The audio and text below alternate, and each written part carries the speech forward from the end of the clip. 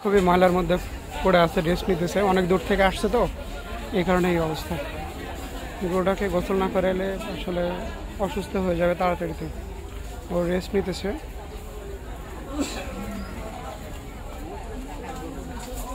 এখানে অনেক গরু কিন্তু দাঁড়াই আছে, এই লোকের হয়তো বা গরুটা।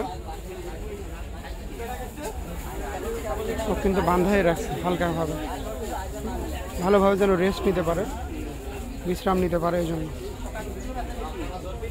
গায়ে কিন্তু অনেক কাদা জমে আছে, অনেক দূর থেকে আসছে তো। আর দূর থেকে আসলে 2 দিন থেকে বৃষ্টি আবার হচ্ছে মাঝে মধ্যে, বৃষ্টির কারণে গায়ে কাদা ভরে যাচ্ছে। আর ট্রাকের মধ্যে অনেকে নিচে কাদা দেয় তো, যে কারণে হঠাৎ করে শুয়ে পড়ে। বড় গরু বাড়িতে অনেক আদর যত্ন, কিন্তু এগুলো বড় হয়েছে, হঠাৎ করে গরম কিন্তু সহ্য করতে পারেনি।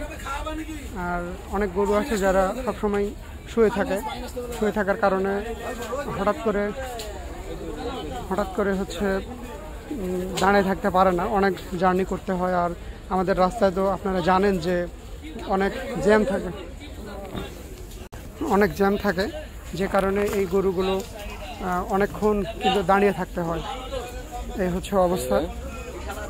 একটা গরু এখানে চলে আসছে, ওকে দেখতেছিল। অনেক ময়লা কিন্তু ওর গায়ে, যে দেখেন অনেক কিন্তু ময়লা করছে। গোসল গাবতলিতে গোসল করাতে হবে, তাছাড়া কিন্তু আসলে ও মাঠে উপযোগী হবে না, অনেকে পছন্দ করবে না। আর গরুটা কিন্তু অনেক ভালো লাগলো আমার কাছে, যে কারণে ভিডিওটা করা।